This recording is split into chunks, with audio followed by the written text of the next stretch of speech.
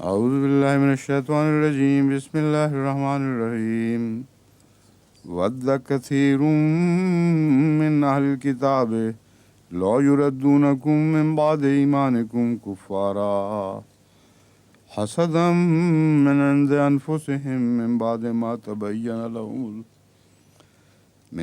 ما تبين لهم الحق فاعفوا واصفحوا حتى يأتي الله بأمره إن الله على كل شيء قدير وأقيموا الصلاة وآتوا الزكاة وما تقدموا لأنفسكم من خير تجدوه عند الله إن الله بما تعملون بصير وقالوا لن يدخل الجنة إلا من كان هودا أو نصارى تلك أمانيهم قل هاتوا برهانكم إن كنتم صادقين بلى من أسلم وجهه لله وهو محسن فله أجره عند ربه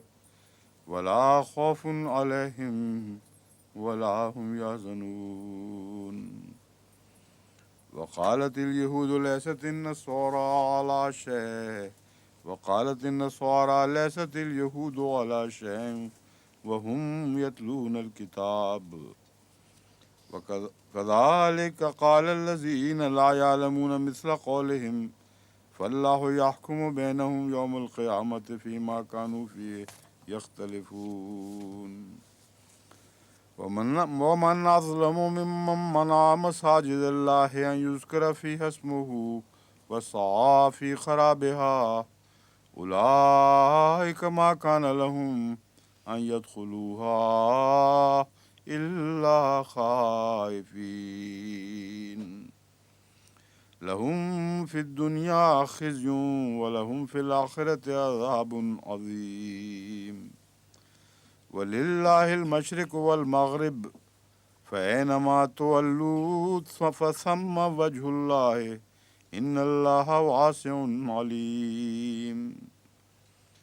فأينما تولوا فثم وجه الله إن الله واسع عليم وقالوا اتخذ الله ولدا سبحانه بل له ما في السماوات والأرض كل له قانتون بديع السماوات والأرض وإذا قضى أمرا فإنما يقول له كن فيكون وقال الذين لا يعلمون لولا يكلمنا الله أو تأتينا آية كذلك قال الذين من قبلهم مثل قولهم تشابهت قلوبهم قد بينا الآيات لقوم يوقنون إنا أرسلناك بالحق بشيرا ونذيرا ولا تسأل عن أصحاب الجحيم ولن ترضى عنك اليهود ولا النصارى حتى تتبع ملتهم قل إن هدى الله هو الهدى ولئن اتبعت أهواهم بعد الذي جاءك من العلم ما لك من الله من ولي ولا نصير الذين آتيناهم الكتاب يتلونه حق تلاوته أولئك يؤمنون به ومن يكفر به فأولئك هم الخاسرون.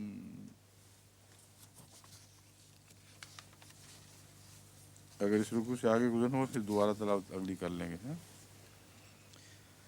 ودّ کثیر من اہل الکتاب.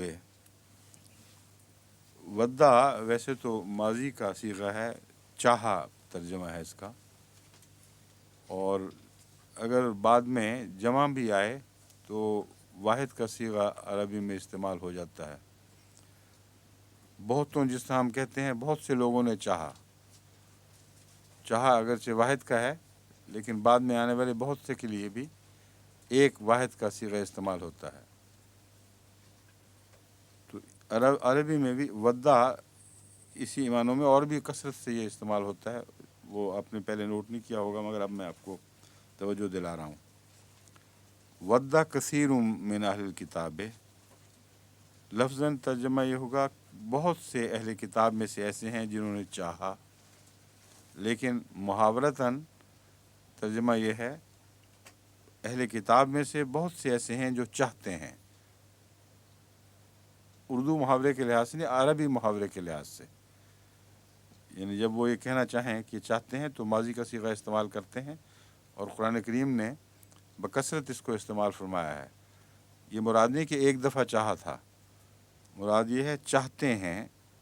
بدّ کثیر من اہل الکتاب، اور ماضی میں استعمال کرنے میں ایک حکمت یہ ہے کہ بسا اوقات وہ چاہتے رہے ہیں اور اللہ جانتا ہے کہ انہوں نے یہاں بھی چاہا وہاں بھی چاہا، بارہا ان مواقع پیش آئے، تو اس لیے ان کے چاہتے رہنے کو ماضی کے لفظ سے بیان کیا ہے، اور اس کے اجتماعی شکل یہ دکھائی ہے کہ یہ ان کا کردار ہے، وہ چاہتے رہتے ہیں، بارہا چاہ چکے ہیں، اور آئندہ بھی یہی سلسلہ جاری رہے گا.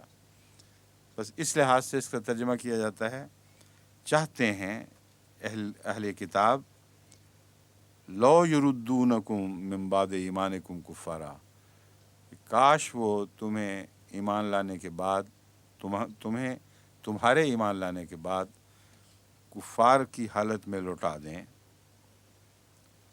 کفارہ سے مراد ہے کافر ہوتے ہوئے لوٹا دیں، یعنی کفر کی حالت میں لوٹا دیں. حسدا من عند انفسہم، یہ حسد کے نتیجے میں ہے، من عند انفسہم جو ان کے اپنے اندر سے پیدا ہو رہا ہے. اس میں مواقع بتا دیے گئے کن موقعوں پر انہوں نے چاہا ہوگا اور کن موقعوں پر چاہتے ہیں اور آئندہ بھی چاہیں گے. جب الہی جماعتیں پھیلتی ہیں، جب ان پر فضل نازل ہوتے ہیں، اس وقت حسد پیدا ہوتا ہے. پیدا تو ان کے اندر سے ہوتا ہے. من عند انفسہم کا مطلب یہ نہیں، یہ تو نہیں کہ باہر سے کوئی وجہ نہیں پیدا ہوتی. اس کا مطلب صرف یہ ہے کہ باہر سے کوئی جائز وجہ حسد کی پیدا نہیں ہوتی، اور اندر اندر جلتے رہتے ہیں. لیکن بیرونی وجہ کا انکار نہیں ہے، ناجائز وجہ کا انکار ہے. اور جائز وجہ یہ ہے کہ اللہ کے فضل نازل ہو رہے ہیں، کون روک سکتا ہے؟ اللہ کے فضلوں پر حسد کا کس کو حق ہے؟ تو یہ مراد ہے من عند انفسہم، اپنی طرف سے ہی وہ بیچارے حسد کی آگ میں جلتے ہیں، اور جب یہ واقعہ ہو رہا ہے اس وقت وہ چاہتے ہیں کہ کاش ہم ان لوگوں کو واپس لوٹا سکتے، واپس لوٹا نہیں سکے، اور یہ بڑھتے ہی چلے جا رہے ہیں اور دن بدن زیادہ طاقتور ہو رہے ہیں. یہ اشارہ ہے حسد کی لفظ کے اندر کہ یہ وہ مواقع ہیں جب وہ چاہتے ہیں کہ ہم انہیں مرتد کریں، اور اس کے نتیجے میں مرتد کرنے کی کوشش دوبارہ شروع کر دیتے ہیں. اور یہ ایک ایسا دائمی طریق ہے کفار کا کہ جیسا گزشتہ زمانوں میں ہوتا تھا ویسا آج کل بھی ہو رہا ہے. من بعد ما تبین لهم الحق، ایک اور ان پر فرض جرم یہ عائد کیا گیا، یا فرض جرم عائد کی گئی کہ اللہ تعالیٰ فرماتا ہے یہ حق کھلنے کے بعد ایسا کرتے ہیں. تبین حق کا جو ہے اس کا حسد سے کیا تعلق ہے؟ اصل بات یہ ہے کہ جب خدا کی طرف سے غیر معمولی فضل کا نشان آئے تو ایک دفعہ دل اندر سے ضرور ہل جاتا ہے کہ ہیں سچے، ورنہ اللہ تعالیٰ اتنی مدد کیوں دیتا؟ اور یہی اب رپورٹیں مل رہی ہیں پاکستان سے اور دوسری جگہوں سے کہ جب خدا کے فضل سے عالمی بیعت ہوئی ہے تو بے اختیار بعض لوگوں نے کہا ہے کہ سچے تو یہی لگ رہے ہیں، خدا کی تائید ان کو ہے، لیکن ہم احمدی نہیں ہو سکتے. تو ایسی قطعی شہادت آج مل رہی ہے، اس لیے سابق زمانے کی تصدیق کرنے والا ہے آج کا مضمون. مصدق لما بین یدیہ جو والا مضمون ہے وہ ہم پر اپنے تجربے سے کھل رہا ہے. ہمیشہ یہی ہوتا رہا ہے، اب بھی یہی ہو رہا ہے. اور تبین ہوتا ہے ان پر، نظر آ جاتے ہیں نشان، دیکھتے ہیں، ایک دفعہ دل دہل جاتا ہے، پھر اسی رٹ پر دوبارہ چل پڑتے ہیں۔ فاعفو وصفحو، فرماتا ہے ان سے عفو کا سلوک فرما اور ان سے درگزر کر، ایک طرف منہ کر لے، اعراض کر لے۔ یہ نصیحت خاص طور پر آج کل جماعت احمدیہ کے لیے بہت موزوں ہے، کیونکہ اب خط آج کی ڈاک میں بھی کثرت سے خط ہے، بڑی سخت گالیاں دے رہے ہیں آج کل۔ تو اللہ تعالیٰ فرماتا ہے کہ ان کو سزا پہلے ہی ملی ہوئی ہے بیچاروں کو، گالیاں تو اس سزا کے نتیجے میں دے رہے ہیں جو مل چکی ہے۔ اس لیے حوصلہ کرو، ان کو تو مار پڑی ہے تو بولے ہیں، ایسی شدید تکلیف ہوئی ہے تبین الحق کے نتیجے میں، یہ اس کے ساتھ تعلق ہے اس کا۔ حضرت صلی اللہ علیہ وآلہ وسلم کے زمانے میں جب تبین ہوتا تھا، ایک روشنی کی نئی لہر دوڑتی تھی، تو مخالفتیں بڑھتی تھیں، اور مخالفتیں بڑھنے کے نتیجے میں جو گند بکتے تھے، قرآن فرما رہا ہے کہ تبین حق تمہارے حق میں ہوا ہے، تمہارے پر خدا کے فضل کے نتیجے میں ہوا ہے، اس لیے ان کو جو مار پڑی ہے اسی تب بول رہے ہیں فافو، اسے معافی کا کر، چھوڑ پڑے، ان کو تو چوٹ پڑ چکی ہے، انہوں نے تو کرنا ہی کرنا تھا۔ اور اعراض کر، بے وجہ ان کے سامنے جواب دینے کے لیے نہ جاؤ، ان سے لڑو نہیں، ان کو کوئی موقع نہ دو کہ یہ مقابلے پر تمہارے مقابل پہ آنے کی وجہ سے اور زیادہ مشتعل ہوں۔ یہ حکمت بھی اس تعلیم میں ہے۔ عفو کے بعد اعراض جو فرمایا ہے تو مراد ہے ایسی حالت میں جب کہ تمہیں کامیابیاں نصیب ہوں اور یہ مشتعل ہوئے ہوں، تو بے وجہ ان لوگوں میں گھسنا، ان کو یاد دلانا، ان کو رب ان کرنا اور ان کی گالیوں کے جواب کی کوشش کرنا، یہ ٹھیک نہیں ہے، یہ حکمت عملی کے خلاف ہے۔ فرماتا ہے وصفہ حتی یاتی اللہ بامرہ، اللہ تو اپنی ایک تقدیر ظاہر کرنے والا ہے، اس تقدیر کے ظہور سے پہلے تمہیں کیا ضرورت ہے خام خواہ اپنے آپ کو مشکلات میں ڈالتے ہو اور ان سے بے وجہ ٹکریں دیتے ہو؟ تم ترقی کرتے رہو، اپنے حال میں مست رہو، اور ان کے گند بکنے کا کوئی مقابل پہ جواب نہ دو، یہاں تک کہ اللہ تعالیٰ نے اپنا جو امر ظاہر فرمانا ہے وہ تو ضرور فرمائے گا، اور جو وہ ظاہر فرما دے گا، امر میں حکومت بھی ہوتی ہے، اور امر میں ایک غیر معمولی تقدیر کا فیصلہ بھی مراد ہوتی ہے، تو لفظ امر بڑا وسیع ہے۔ یہاں اللہ تعالیٰ نے جس تقدیر کا فیصلہ فرما رکھا ہے، جب وہ وہاں اس وقت تک صبر کرو، اس وقت تک اعراض کرو جب تک خدا تعالیٰ کی وہ خاص تقدیر ظاہر نہیں ہو جاتی۔ اور امر ہی میں مراد یہ ہے کہ اللہ تعالیٰ تمہارے لیے طاقت لے کر نہیں جب تک آتا، یعنی امر تمہیں ضرور ملے گا، اور اللہ تمہارے لیے یہ امر لے کے آئے گا۔ جب امر تمہارے ہاتھ میں چلا جائے گا تو پھر یہ ان لوگوں کو ضرورت ہی کوئی نہیں ہوتی، اس وقت پھر ان کی زبانیں بند ہو جاتی ہیں۔ ان اللہ علی کل شیء قدیر، حضرت صلی اللہ علیہ وآلہ وسلم کے زمانے میں جب یہ ان آیات کا نزول ہوا ہے تو بظاہر یہ ناممکن بات تھی کہ اللہ تعالیٰ اس طرح شان و شوکت کے ساتھ امر عطا فرما دے، لیکن چند سال کے اندر دیکھتے دیکھتے اللہ تعالیٰ نے امر عطا فرمایا اور سارے عرب پر واضح کھلا کھلا امر عطا فرما دیا۔ تو یہ اسی کی طرف اشارہ کر کے اللہ فرماتا ہے ان اللہ علی کل شیء قدیر، ان اللہ یقیناً اللہ تعالیٰ علی کل شیء قدیر، ہر چیز پر قادر ہے، ہر چیز پر قادر ہے کے متعلق یاد رکھیں کہ اس پر مستشرقین میں سے بھی بعض نے، مگر زیادہ تر آریوں نے اعتراض کیے ہوئے ہیں اور بہت مذاق اڑائے ہوئے ہیں، اور اس کو نہ سمجھنے کے نتیجے میں بعض مسلمان فرقوں کے درمیان بھی نہایت بیہودہ بحثیں چل پڑی ہیں۔ یعنی یہ جو دیوبندی فرقے کے لوگ ہیں، انہوں نے یہاں تک تشدد کیا اس معاملے میں کہ جب اللہ کہتا ہے کہ ہر چیز پر قادر ہے تو اللہ تعالیٰ جھوٹ پر بھی قادر ہے، چوری پر بھی قادر ہے، اور اس کے مقابلے پر دوسروں نے کہا کہ بالکل بکواس ہے، یہ تو خدا تعالیٰ پر تہمت ہے، پھر یہ آپس میں ان کی بڑی بڑی بحثیں چلی ہیں۔ بعض دفعہ یہ باقاعدہ ریڑوں پر کتابیں لا کر تو ایسے مناظرے کیا کرتے تھے کہ اللہ تعالیٰ اس چیز پر قادر ہے کہ نہیں، اس چیز پر قادر ہے کہ نہیں۔ اس پر حضرت مسیح موعود علیہ الصلوۃ والسلام نے جہاں آریوں کو پکڑا، اسلام کا دفاع فرمایا، وہاں شے کے لفظ پر متوجہ فرمایا۔ اب نے کہا شاء کا مطلب ہے چاہنا، جو چیز چاہے اس پر قادر ہے۔ تو کوئی بدبخت تو نہیں ہے انسان جو چوری چاہنا چاہتا ہے اور قانون سے ڈرا ہوا ہے، یا کوئی گندگی چاہتا ہے اور مجبور ہے لیکن قدرت رکھتا ہے۔ اللہ تعالیٰ اپنی پاکی کی وجہ سے سوائے پاک چیز کے کچھ چاہ ہی نہیں سکتا، چاہتا ہے ہی نہیں، یوں کہہ دیں آپ۔ اور فرمایا ہے اللہ کل شین، جو چیز وہ چاہتا ہے ہر اس چیز پر قادر ہے، اور اس میں کوئی شک نہیں۔ بس عربی زبان میں جو لفظ شے میں اس مسئلے کی چابی رکھی ہوئی تھی، جس کو حضرت مسیح موعود علیہ الصلوۃ والسلام نے آریوں سے مناظروں کے دوران اور بعض دفعہ عیسائیوں سے مناظروں کے درمیان بڑی قوت کے ساتھ استعمال فرمایا ہے۔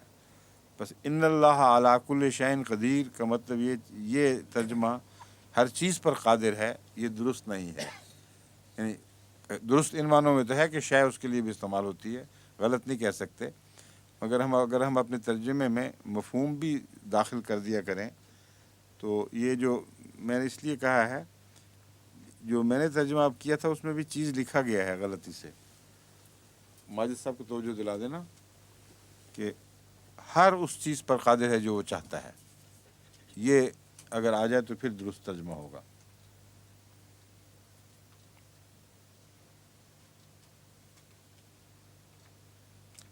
وَأَقِیمُوا الصَّلَاةَ وَآتُوا الزَّکَاةَ، اور تم نماز کو قائم کرو،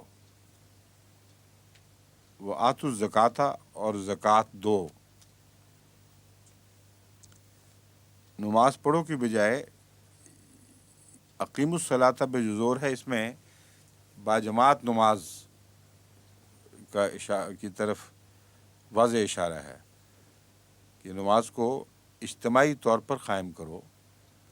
دوسرا یہ کہ نماز، حضرت مسیح موعود علیہ السلام فرماتے ہیں کہ اگر توجہ سے ہر وقت اس کو قائم کرنے کی کوشش نہیں کرو گے تو یہ گر پڑتی ہے، اور گر پڑتی ہے کا مطلب یہ ہے کہ تمہاری نماز قائم نہیں رہتی۔ ویسے نماز تو خود نہیں گرتی، نماز قائم کرنے کے لیے بنائی گئی ہے، لیکن اگر خیال بہک جائیں، بار بار دوسری طرف توجہ منتقل ہو جائے تو تمہاری نماز گر گئی، اور وہ تمہیں کیسے اٹھائے گی؟ پھر وہی نماز اٹھانے کے قابل ہوتی ہے اور طاقت رکھتی ہے جو کھڑی ہو، وہ تمہیں بھی کھڑا کرے گی، لیکن اسے کھڑا کرنے کے لیے تمہیں جد و جہد کی ضرورت ہے، اور اس کے لیے خاص توجہ اور بار بار معنی پر غور کر کے کلمات کو ادا کرنا ضروری ہے۔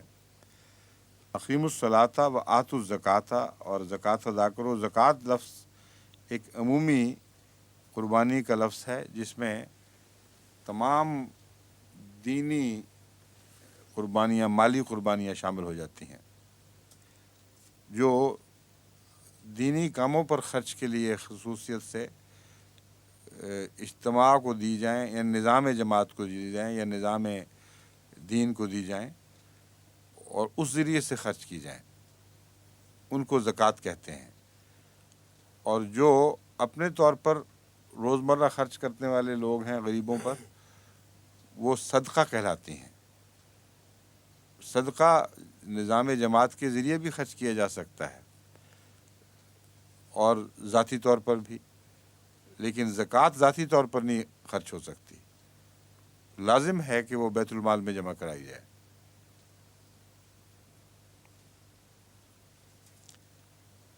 لیکن زکوٰۃ کے عمومی مفہوم میں بعض علماء ہر قسم کے خرچ کو داخل کر لیتے ہیں، لیکن وہ اصطلاحی نہیں ہے، وہ ایک عمومی ہے کہ ہر بات جو خدا کی خاطر دی جائے، ہر چیز یا ہر قربانی جو مالی ہو اور خدا کی خاطر کی جائے، اس کو بالعموم زکوٰۃ کے تابع کر لیا جاتا ہے، مگر یہ اصطلاحی چیز نہیں۔ اصطلاحاً زکوٰۃ وہی مالی قربانی ہے جو نظام دین کی وساطت سے خرچ کی جائے، اپنے طور سے اس پر تصرف نہ کیا جائے۔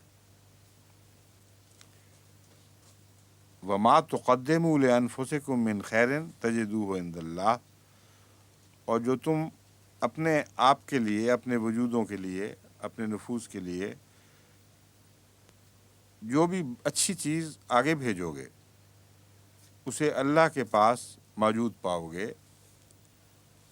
وما تقدموا لانفسکم، یہاں یہ بتا دیا گیا کہ جو تم خدا کی خاطر خرچ کرتے ہو اللہ پر احسان نہیں، نہ خدا کو براہ راست کوئی فائدہ پہنچانے والی چیز ہے، تمہاری ایسی امانت ہے جو بڑھ کر تمہیں پیش کی جائے گی۔ اور کوئی دولت جو خواہ وہ کتنی بڑی ہو، مرنے کے بعد اس دنیا سے دوسری دنیا میں منتقل نہیں ہو سکتی، اس لیے یہ احسان ہے تم پر۔ لوگ کہتے ہیں کہ خدا کو دینے کی ضرورت کیا ہے؟ سوال یہ ہے کہ ہم نے اپنے لیے کچھ آگے بھیجنا ہے۔ اب یہاں کے ایکسچینج میں سے تو چوری چیزیں نکل جاتی ہیں۔ ایک ملک کا قانون ہو کہ یہاں سے ہماری کرنسی دوسری جگہ نہ جائے گی تو 1000 چور دروازے ہیں وہاں سے نکل جاتی ہے۔ اب آپ نے آگے بھیجنا ہو، مرنے کے بعد کہاں سے بھیجیں گے؟ کوئی صورت نہیں ہے، بالکل ناممکن ہے کہ ایک دمڑی کی چیز بھی یہاں سے وہاں لے جائیں۔ تو اللہ تعالیٰ نے مالی نظام، قربانی کا نظام جاری کر کے یہ ایکسچینج کھولا ہوا ہے، اور اس آیت میں اس کو واضح فرمایا گیا ہے کہ وما تقدموا لانفسکم، تم اپنے لیے آگے بھیج رہے ہو۔ یہ نہ سمجھنا کہ خدا پہ کوئی احسان، اللہ تم پر احسان کرتا ہے کہ یہاں روپیہ قبول کر کے اگلے جہان میں کھاتے میں لکھتا ہے اور اس عرصے میں بڑھاتا رہتا ہے۔ معمولی سی رقمیں بھی بڑھ کر کہیں سے کہیں پہنچ جاتی ہیں۔ اگر یہاں کا نظام ہی دیکھیں آپ، بینک وغیرہ کا نظام، تو اس میں کہا جاتا تھا کسی زمانے میں، یہاں ایک رو چلی تھی کہ 6 پاؤنڈ دو تو وہ 6 سال میں 36 پاؤنڈ ہو جائیں گے۔ وہ کس طرح ہوں گے یہ ایک الگ قصہ ہے، لیکن آپ یہ دیکھ لیں کہ جہاں اگر 1 ارب سال ہو آج اور حشر کے دور میں، اور اللہ تعالیٰ ان بینکوں سے بہت زیادہ بڑھا کر دینے والا ہے، تو آپ کی دولت کتنی بڑھ جاتی ہے۔ تو اسی لیے اللہ تعالیٰ فرماتا ہے بہت بڑھا کے تمہیں دے گا۔ یعنی یہ مراد نہیں کہ نعوذ باللہ وہ سودی حساب کر رہا بیٹھا، مراد یہ ہے کہ یہاں بھی تو لوگ تم سے یہ سلوک کرتے ہیں، تم ان کو دیتے ہو اور کچھ عرصے کے بعد تمہارا روپیہ بڑھا کے دے دیتے ہیں۔ تو اللہ تعالیٰ نے تمہارے لیے عظیم انتظام فرما دیا ہے کہ یہاں کی دولت ادھر پہنچ جائے گی۔ یہ ضرورت جو تھی انسانی، اس کی طرف پہلے بھی قوموں کی توجہ ہوئی ہے، اور فرعون مصر کے علاوہ اور بھی ایسی تہذیبیں تھیں جن میں امیر لوگوں کے ساتھ ان کے مال و دولت دفن کیے جاتے تھے، بلکہ نوکر چاکر بھی دفن کر دیے جاتے تھے۔ گانا میں ابھی تک ہے، اور بھی بعض ممالک میں ہے، افریقہ میں، کہ ایک بیچارہ، نہ ایک بیچارہ تو نہیں، کوئی رئیس جو چیف ہے وہ مر گیا، تو کہتے ہیں اس کے ساتھ نوکروں کی ضرورت ہے، تو اس دن فری فار آل ہے، جہاں جو کوئی پکڑا گیا اس کے چیف کے آدمی اس کا سر اتار کے تو اس کے ساتھ دفن کر دیتے ہیں، تاکہ یہ جو وہاں جا کر خدمت گار، کوئی ساتھی، کوئی اور حوالی موالی ساتھ چلے جائیں۔ تو یہ پرانے زمانے کا رواج آج تک بھی بعض جگہ چلا آ رہا ہے کہ مرنے کے بعد یہاں سے کچھ آگے اپنے لیے بھیجنے کی خواہش ہے، اور یہ جاہلانہ طریق پر ایک تو قتل بھی کر دیتے ہیں اور جاتا بھی کچھ نہیں۔ اور پرانے زمانے میں دولتیں دفن ہوتی تھیں ساتھ، بے شمار سونا اور جواہرات اور ایسی چیزیں، اور گھر کی ضرورت کی چیزیں، پورے کے پورے کمرے سجا دیے جاتے تھے کہ فرعون صاحب وہاں جا کے ان میں بیٹھیں گے۔ تو وہ تو یہیں دفن ہو گئی، یہاں سے چور اٹھا کے لے گئے، وہاں تو کچھ نہ پہنچا۔ تو خدا تعالیٰ نے دیکھیں کیسا عجیب انتظام فرما دیا ہے۔ یہ وہی کر سکتا ہے جو یہاں بھی ہو اور وہاں بھی ہو، یہاں لے تو وہاں پہنچائے نا۔ یہ 2 ہاتھ جو دنیا اور عقبہ دونوں میں ہیں، یہ خدا کے ہاتھ ہیں، اس کے سوا کسی کے ہاتھ نہیں۔ تو کیسا اعلیٰ نظام مقرر فرما دیا، کہتا ہے یہ زکوٰۃ دیتے تو ہو اپنے لیے، اور تمہارا حساب ہم نے آگے منتقل کیا، وہاں ضرور دیکھو گے کہ ایک ایک پائی کا حساب موجود ہوگا۔ ان اللہ بما تعملون بصیر، اس میں مالی قربانی کے سوا اعمال کا بھی ذکر آ گیا ہے، اس کی وضاحت مزید فرما دی ہے کہ عبادت کے قیام اور زکوٰۃ دونوں کا ذکر فرمایا تھا۔ تو یہ نہ سمجھنا کہ تم جو خرچ کرتے ہو صرف وہی آگے پاؤ گے، وہ سارے نیک اعمال جو کسی قسم کی جزا چاہتے ہوں، جس پر خدا تعالیٰ کی خوشنودی حاصل ہو رہی ہو، وہ بھی تمہارے بینک اکاؤنٹ میں قیامت کے دن داخل کی جائے گی۔ فرمایا ان اللہ بما تعملون بصیر، یہ نہ سمجھنا کہ کوئی چھوٹی سی چھوٹی نیکی بھی تمہاری اس دنیا میں رہ جائے گی، بلکہ اللہ تعالیٰ ہر چیز پر باریک نظر رکھ رہا ہے۔ اور اس میں دوسری طرف کا منفی اشارہ بھی آ گیا کہ چونکہ تمہارے اعمال سے واقف ہے، اور ظاہر جو خرچ کا ہے وہ اصل میں خدا کے نزدیک کوئی حقیقت نہیں رکھتا، اس لیے اگر مالی قربانی میں تمہاری بدنیتیں شامل ہوئیں، ریاکاریاں شامل ہو گئیں، یا دوسری قربانیوں میں کھوٹ آ گئے، تو خدا کی چونکہ نظر ہے، اس لیے وہ حساب منتقل نہیں ہوگا، وہ یہیں تمہیں مل جائے گا۔ تو منتقل وہ ہوگا جہاں سزا دی جائے یا جزا دی جائے۔ تو سزا کی طرف بھی اشارہ ہو گیا ہے کہ اگر کوئی گند کیے تو یہ نہ سمجھنا کہ وہ اچھی چیزیں بن کے جائیں گی، مال گندا ہی رہے گا، اور تمہیں فائدہ اسی کا پہنچے گا جو صاف دل اور پاک نیت سے تم نیکی بجا لاؤ گے۔ وَقَالُوا لَن يَدْخُلَ الْجَنَّةَ إِلَّا مَنْ كَانَ هُودًا أَوْ نَصَارَىٰ، یہ اللہ تعالیٰ نے ایک عام اصول بیان کیا، کتنا معقول ہے۔ جو شخص بھی ایسا کرے اللہ رضا حاصل کرے گا، اور جنت میں اس کو بدلے ملیں گے۔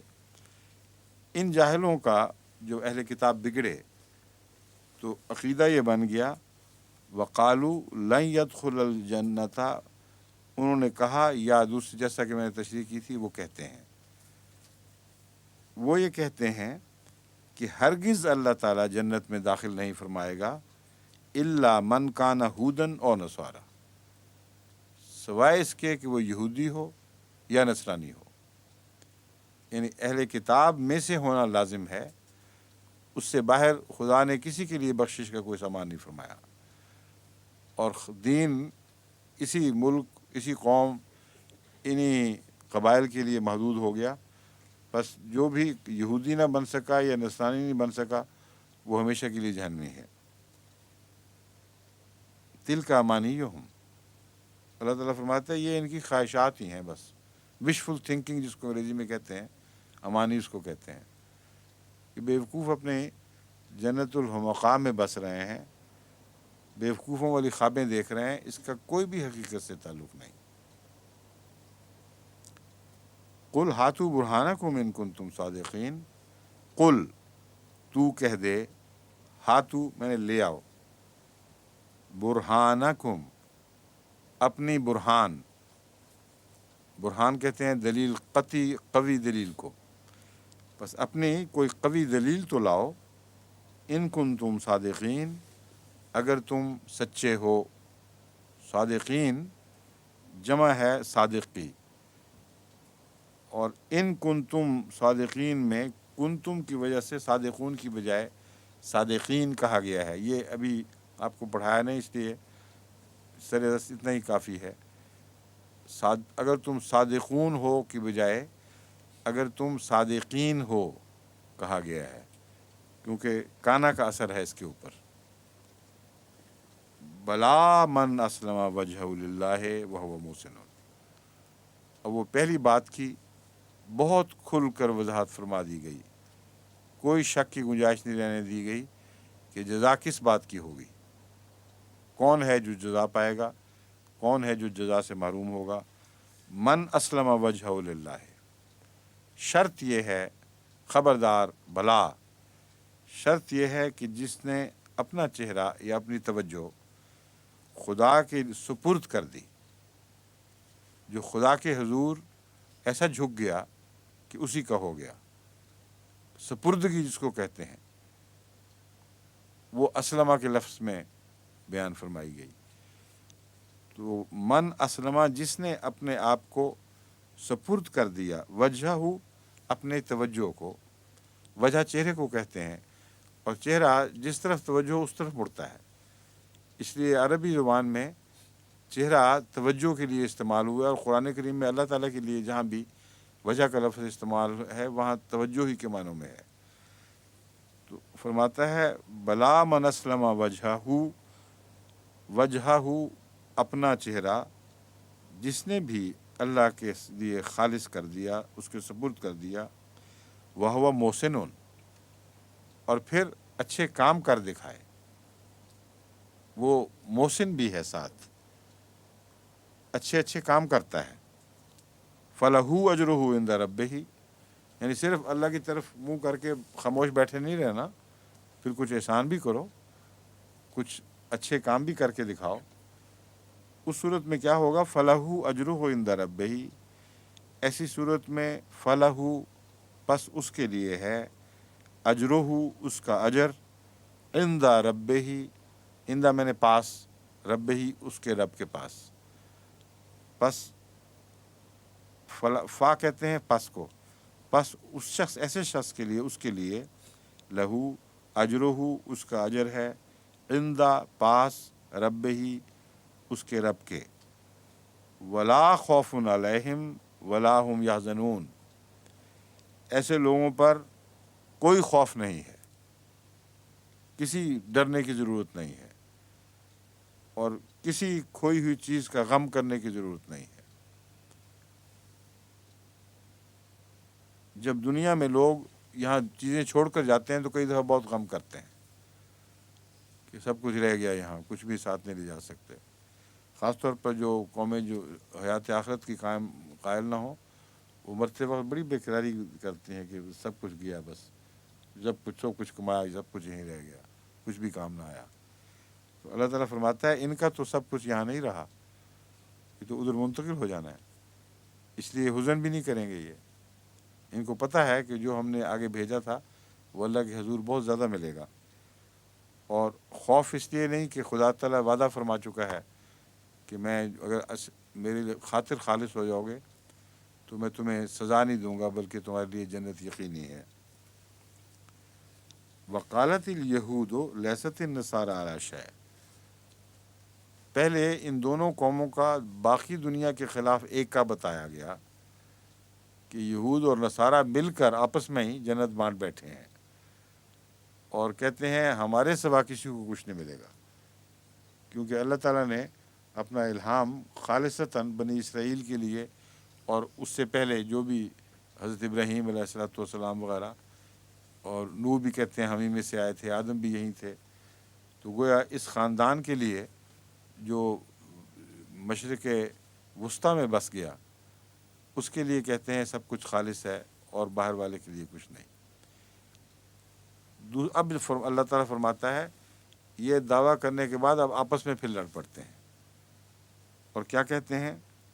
قالت الیہود لیست النصارى علی شیء، یہود کہتے ہیں نصارہ کا تو کوئی کیونکہ بنیاد ہی نہیں ہے، علی شیء، کسی چیز پر ہی نہیں ہے، ان کا تو نہ کوئی موقف، نہ کوئی مذہب، نہ کوئی دین، کوئی حال ہی نہیں، کچھ بھی ان کا نہیں ہے۔ وقالت النصارى لیست الیہود علی شیء، اور نصارہ کہتے ہیں کہ یہود کسی بھی حق پر قائم نہیں رہے۔ اب یہ جھگڑا کیسے طے ہوگا؟ وَهُمْ يَتْلُونَ الْكِتَابَ، اور یہ دونوں کتاب بھی پڑھتے ہیں، اور اس کے باوجود یہ اس طرح کی باتیں کرتے ہیں۔ كَذَلِكَ قَالَ الَّذِينَ لَا يَعْلَمُونَ مِثْلَ قَوْلِهِمْ، اسی طرح ان لوگوں نے کہا جو نہیں جانتے، مطلب ہے جاہل لوگ، جیسا کہ مشرکین تھے عرب کے، لا یعلمون کا مطلب ہے ان کے پاس کتاب بھی کوئی نہیں، کچھ بھی نہیں، جاہل ہیں میرے مطلق، مگر کہتے وہ بھی یہی ہیں کہ ہم لوگ ہی ہیں جو کسی بات پر قائم ہیں. یہ جو اہل کتاب مسلمان سارے لوگ باقی سب یعنی سب کی چھٹی, کچھ بھی نہیں ان کے پاس. یہ ہر مذہب کا آپس کا جھگڑا ہے, ایک انسانی فطرت ہے, اس کا اظہار ہو رہا ہے. فاللہ یحکم بینہم یوم القیامت, بس اللہ ہی ہے یحکم بینہم, جو بینہم ان کے درمیان, یحکم فیصلہ صادر فرمائے گا. یوم القیامت, قیامت کے دن.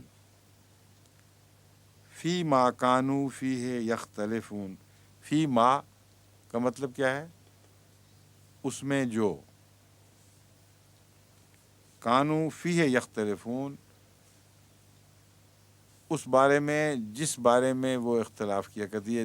ترجمہ لفظاً کیا جا رہا ہے تاکہ پتہ لگے کیوں دہرایا گیا ہے. جس طرح اردو میں کہتے ہیں نا, اس بارے میں جس بارے میں وہ اختلاف کیا کرتے تھے. میں نے یہی طریق اختیار کیا ہے عربی میں کہ فاللہ یحکم بینہم یوم القیامت فی ما کانوا فیہ یختلفون, اس بارے میں جس بارے میں یہ اختلاف کیا کرتے تھے.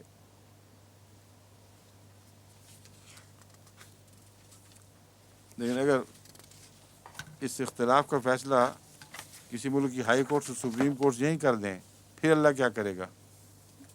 یہ مشکل پڑ جائے گی اللہ. اس طرح توجہ نہیں گئی ان کی. قرآن کریم نے توجہ دلائی ہے لیکن ان کی توجہ نہیں گئی کہ ہم کیوں مشکل میں ڈالیں اللہ کو بیچارے کو. ہم نے سارے آخری قطعی فیصلے یہیں عدالتوں میں, اسمبلیوں میں, سپریم کورٹ تک کر دیے ہیں, اور جنگ اخبار نے سرخیاں بھی لگا دی ہیں. تو اب اللہ کے لیے کام کیا باقی رہ گیا قیامت کے دن کرنے کے لیے؟ بیٹھا دیکھتا رہے گا کہ اچھا جی یہ فیصلہ تو صادر ہو گیا, باقیوں کی باتیں آپ کرتے ہیں. وَمَنْ أَظْلَمُ مِمَّنْ مَنَعَ مَسَاجِدَ اللَّهِ, ان کا جھوٹا ہونا, ان کی بدبختی اس بات سے ثابت ہوگی اس دنیا میں بھی. وَمَنْ أَظْلَمُ, اس سے زیادہ ظالم ہو کون سکتا ہے؟ ان لوگوں کو اگر یہ امید ہو کہ قیامت کے دن ان کا فیصلہ بھی ملتوی ہوگا اور وہاں شاید سچے نکلیں, تو یہ امید تو خدا نے کاٹ دی. جو مسجدوں کی بربادی کا فیصلہ کے لیے کوشش کرتا ہے, وہ تو اسی دنیا میں اعلان ہو رہا ہے خدا کی طرف سے, اس سے زیادہ ظالم کوئی نہیں ہو سکتا, کیونکہ وہ بندے اور خدا کے درمیان حائل ہو رہا ہے, اس مقصد کے درمیان حائل ہو رہا ہے جس کی خاطر ان جن و انس کو پیدا کیا گیا تھا. اس لیے ان کو مرنے کے بعد کے انتظار کی ضرورت نہیں ہے, ان کا فیصلہ صادر ہم ابھی کر رہے ہیں. وَمَنْ أَظْلَمُ, کون ہے اس سے زیادہ ظالم, ممن منع مساجد اللہ ان یذکر فیہا اسمہ, جس نے مساجد سے روکا ہے کہ ان میں اللہ کا ذکر ادا کیا جائے. وسعی فی خرابہا, اور ان کو اجاڑنے کی کوشش کرتے ہیں. بعض دفعہ جب پاکستان حکومت سے یہ باہر کی حکومتیں پوچھتی ہیں تو جو پہلے زمانے میں بھی اس قسم کے جواب ملتے تھے, ابھی بھی ان کو جواب مولوی دے دیتے ہیں کہ جی ہم نے ان کو عبادت سے تو نہیں روکا, گھر بیٹھ کے جو مرضی کریں, لیکن پبلک میں نہیں کر سکتے, مسجد میں نہیں کر سکتے, ہم تو یہ کہتے ہیں صرف. تو یہی قرآن کہہ رہا ہے کہ جن کو یہ تکلیف ہوتی ہے کہ مسجد میں جا کے عبادت کرتے ہیں, اور یہ ہم برداشت نہیں کر سکتے, اللہ فرماتا ہے میں برداشت نہیں کر سکتا کہ تم یہ خباثت کرو, اس لیے تمہارے سب سے زیادہ ظالم ہونے کا فتویٰ دیتا ہوں.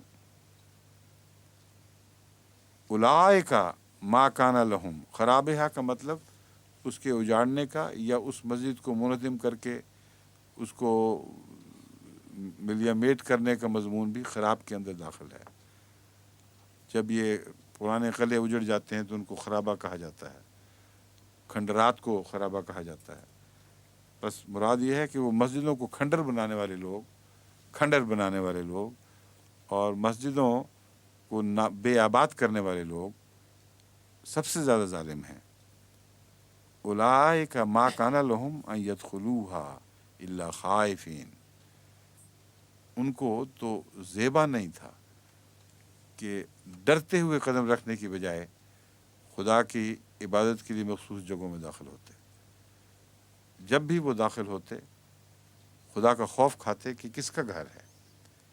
اس لیے وہاں بیہودہ سرائی کرنا، شور مچانا، اس پر حملے کرنا، اس سے نمازیوں کو روکنا، اس کو ویسے اکھاڑ کر برباد کر دینا، یہ سارے کام ایسے ہیں جن کو اللہ تعالیٰ اس میں رد فرما رہا ہے.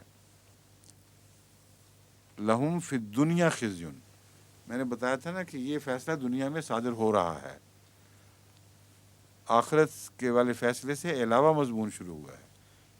اس کا ثبوت ابھی آخر پہ دیکھ لیں کیسا قطعی موجود ہے. فرمایا لہم فی الدنیا خزیون، ان کو انتظار کی ضرورت نہیں ہے لمبے کی، دنیا میں بھی ان کو ذلت اور رسوائی کی سزا ضرور پہنچے گی. وَلَهُمْ فِي الْآخِرَةِ عَذَابٌ عظیم، اور آخرت میں تو بہت بڑا عذاب مقدر ہے، اس حصے سے ان کی کوئی کمی نہیں کی جائے گی. ان کو یہ فکر نہیں ہونی چاہیے کہ یہاں مل گیا تو آخر میں شاید کمی ہو جائے. آخر کا بڑا عذاب تو ہے ہی، اس دنیا میں بھی ان کو رسوائی اور ذلت نصیب ہوگی. کئی طریق سے ہوتی ہے. اب بعض لوگوں کی طرف سے اطلاعیں مل رہی ہیں کہ یہ جو واقعہ ہوا مسجد میں، اس میں شریف اگرچہ کھلا بازاروں میں تو نہیں آ سکے، لیکن نہایت تذلیل کے ساتھ ملا کا ذکر کر رہے ہیں.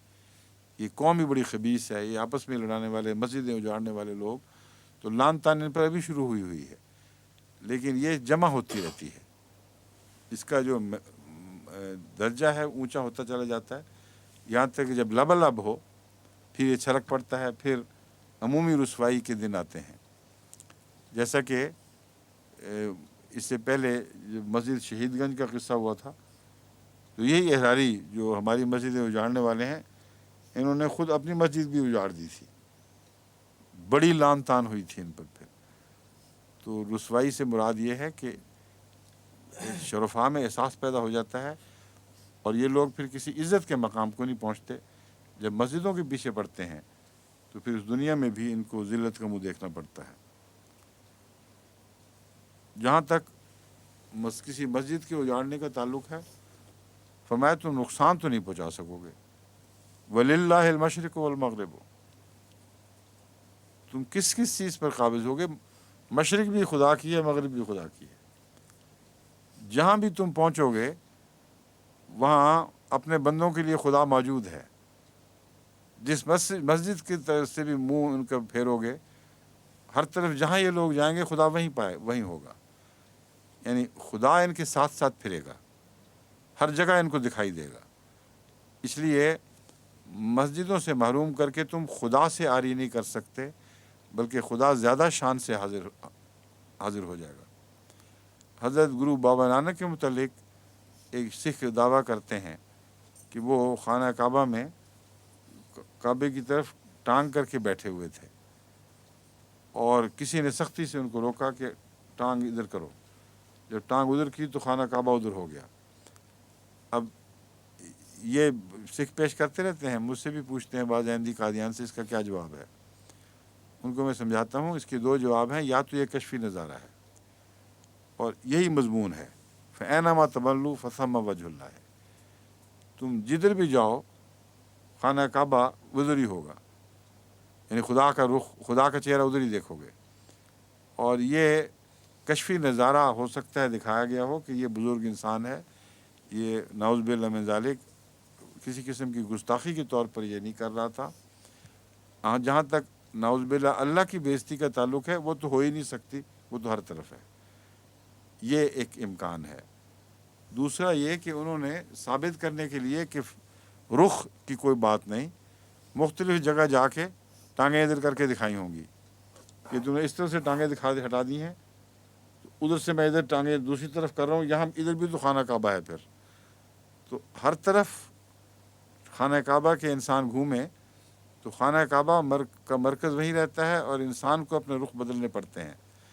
تو یہ بھی کوئی بعید نہیں کہ انہوں نے دلیل دی ہو حضرت گرو بابا نانک نے کہ خانہ کعبہ سے تو بچ نہیں سکتے تم، جدھر بھی منہ کرو گے، جدھر بھی پیٹھ کرو گے، کسی نہ کسی شخص کی پیٹھ اور خانہ کعبہ کی طرف رہے گی. اور اس کے گرد بس رہے تھے لوگ. وہ غسل خانوں میں بھی جاتے تھے, دوسرے کاموں میں, ہر طرف خانہ کعبہ ان کے کسی نہ کسی کی پیٹھ کی طرف ہوتا تھا, کسی کی ٹانگوں کی طرف ہوتا تھا. تو یہ بھی امکان ہے کہ انہوں نے یہ کہا ہو. لیکن جو سکھوں کا خیال ہے کہ خانہ کعبہ اکھڑ کے ساتھ ساتھ گھومتا پھرتا تھا, یہ تو سکھوں کا خیال ہے, کوئی اس میں حقیقت نہیں. فَأَيْنَمَا تُوَلُّوا فَثَمَّ وَجْهُ اللَّهِ, جہاں کہیں بھی تم جاؤ گے, جہاں سے بھی تم اکھاڑے جاؤ گے, خدا کو تم سے کوئی نہیں چھین سکتا, اس کا وجہ وہاں دیکھو گے. اب یہاں وجہ کا مطلب ہے اللہ کی توجہ اپنی طرف پاؤ گے. تمہیں توجہ چاہیے عبادت کے لیے, مسجدیں اس لیے آباد کرتے ہو کہ خدا کی توجہ حاصل کرو. تو اللہ تعالیٰ وعدہ کر رہا ہے کہ یہ جو بدبخت اجاڑنے والے ہیں, یہ تمہیں توجہ سے محروم کرنے کی بجائے اور بھی زیادہ توجہ کے لائق بنا دیں گے. اور جہاں کہیں جس طرف سے بھی تم عبادت کے لیے نکلو گے, جس زمین پہ نکلو گے, وہاں تم خدا کی توجہ کو اپنے لیے موجود پاؤ گے. ان اللہ واسع علیم, اللہ وسعت دینے والا بھی ہے. یہ بھی بہت عظیم وعدہ ہے. یہ سارے وعدے ان مومنوں سے ہیں جن کو مسجدوں کے حق سے محروم کیا جاتا ہے. اس کے نتیجے میں نئی وسعتیں عطا ہوں گی, اور اللہ تعالیٰ جانتا ہے کہ کہاں کہاں سے کس کس رنگ سے تمہاری توفیق بڑھائے اور تمہیں نئی وسعتیں عطا فرمائے. اب یہ بات ختم کر کے وہی مضمون جو پہلے سے شروع ہوا تھا, کہتے ہیں وہ فلاں چیز پہ نہیں, فلاں پہ نہیں, آخر پر بتایا گیا کہ تم لوگ اگر عبادتوں میں دخل دو گے تو تم تو کسی چیز پہ ہی, تم ایک ایسی چیز ہو جس کے متعلق ہم یہ اعلان کرتے ہیں, باقیوں کے فیصلے قیامت کے دن کریں گے, تمہارا ابھی کر رہے ہیں, کہ تم تو لازماً کسی چیز پر بھی نہیں ہو, کیونکہ کھلم کھلا خدا اور بندے کے درمیان حائل ہونے کی کوشش کر رہا ہے. اب دوسرا مضمون یہ شروع ہوتا ہے,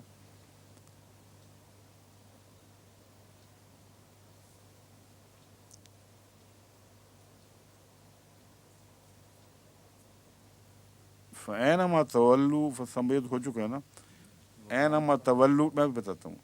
تولو کا مطلب ہے منہ پھیرنا, واللہ کا مطلب ہے پیٹھ پھیر گیا. جو کوئی چیز ایک طرف سے ہٹا کر دوسری طرف کر دی جائے اس کو تولا کہتے ہیں. تو فَأَيْنَمَا تَوَلُّوا, تم جس طرف بھی جاؤ گے, فَثَمَّ وَجْهُ اللَّهِ, وہیں اللہ کی توجہ کو اپنے لیے پاؤ گے. ان اللہ واسع علیم, یقیناً اللہ تعالیٰ بہت وسعت دینے والا اور علیم, بہت ہی علم والا ہے. وقالوا اتخذ اللہ ولدا, سبحانہ,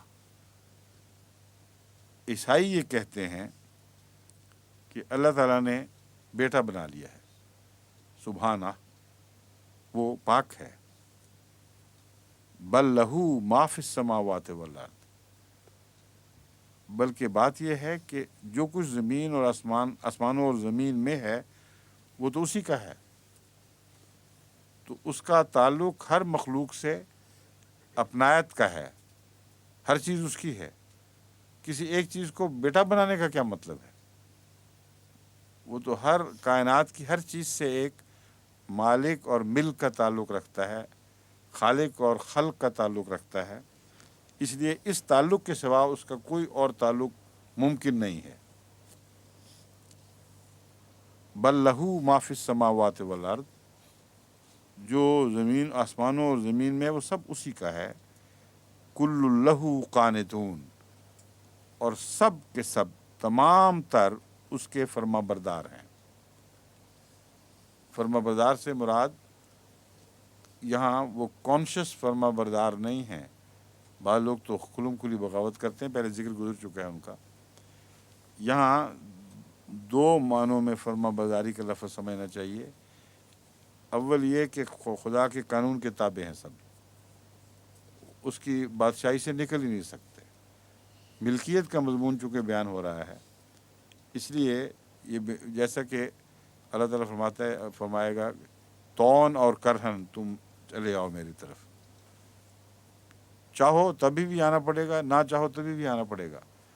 تو قانتون میں وہ لوگ مراد ہو سکتے ہیں، نمبر ایک یعنی سب کے سب، ہر چیز جو خدا کے تابع فرمان ہے یا فرما برداری کے سوا اس کا اختیاری کوئی نہیں ہے، یعنی طبی قوانین میں ہر چیز اس کے تابع ہے۔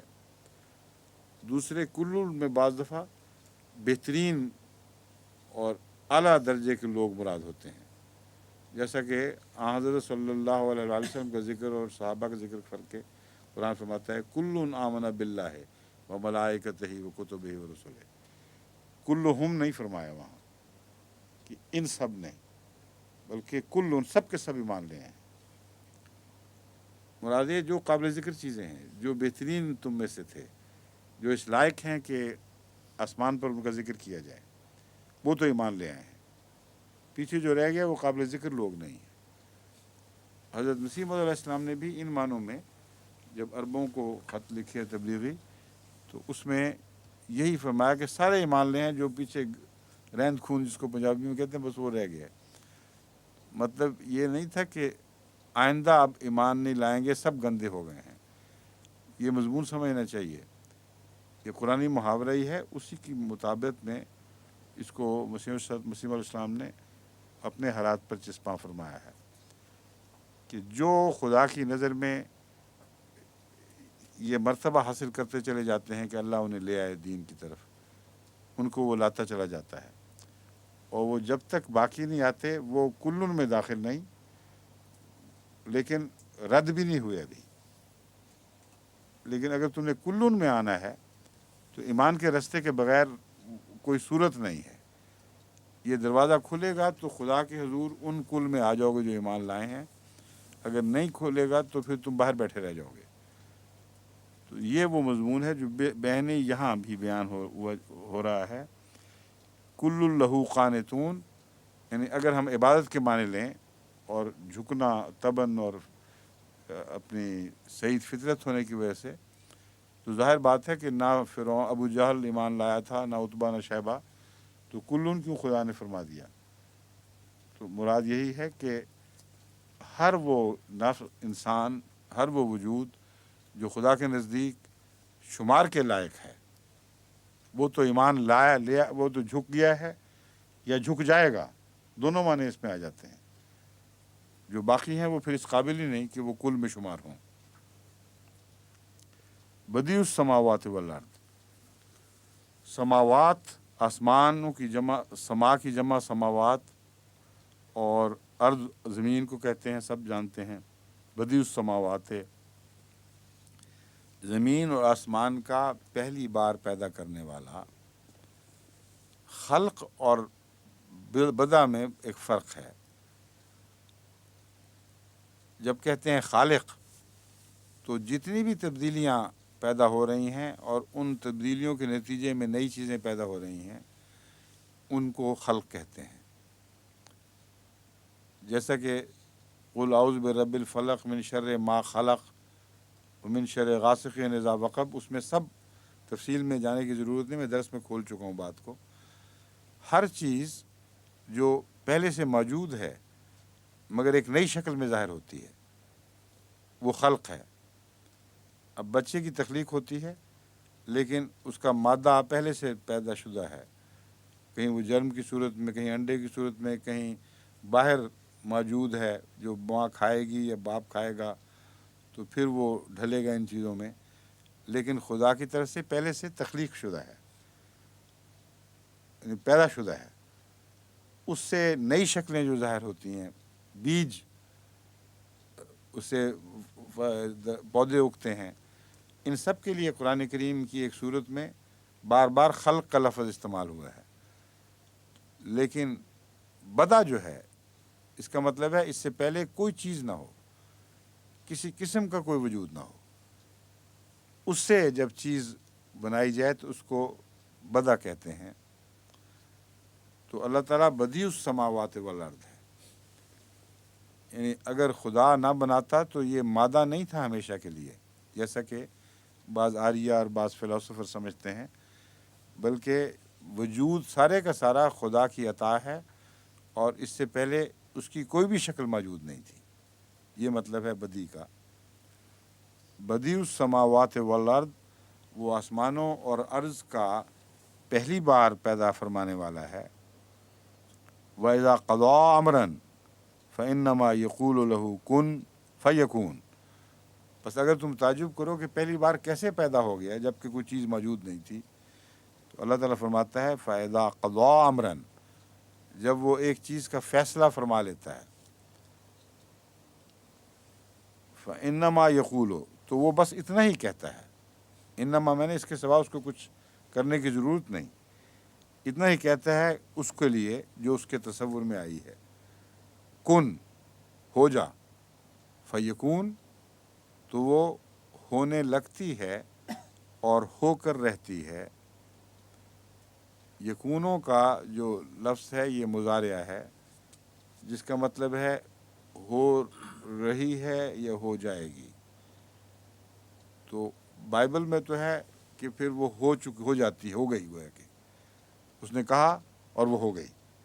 حالانکہ ایسا نہیں ہوتا.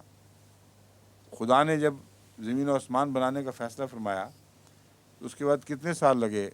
بعض سائنسدان کہتے ہیں 20 بلین سال. تو یہ کہنا کہ وہ ادھر کہا ادھر ہو گئی، یہ ایک بچگانہ تصور ہے جس کا بائبل میں کہیں کہیں ذکر ملتا ہے، مگر وہ خدا کا کلام معلوم نہیں ہوتا، بندوں نے اپنی طرف سے اس میں داخل کیا ہے.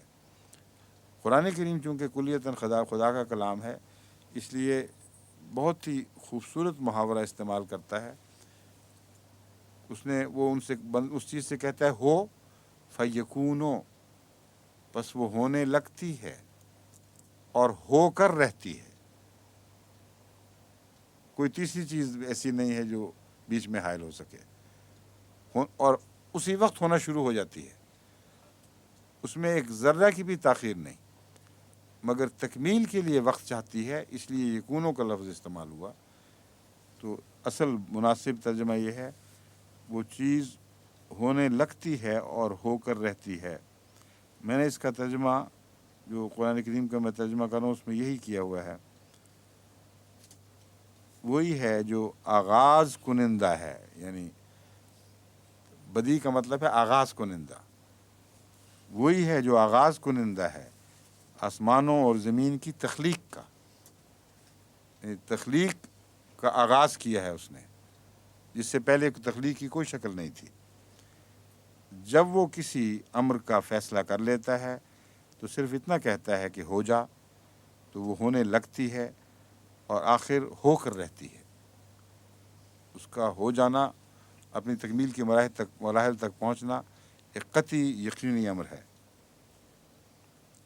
وقال الذین لا یعلمون لولا یکلمنا اللہ وتأتینا آیہ. اور اب لا یعلمون کے تابع اللہ تعالیٰ نے بد مذہب لوگوں کا ذکر فرمایا ہے، پہلے بھی فرما چکا ہے.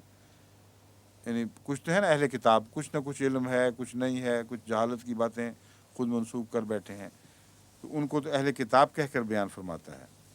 کچھ ایسے ہیں جو امیین ہیں، عرب کے باشندے خصوصیت سے پیش نظر، مگر اس کے علاوہ بھی دنیا میں ہیں بد مذاہب لوگ.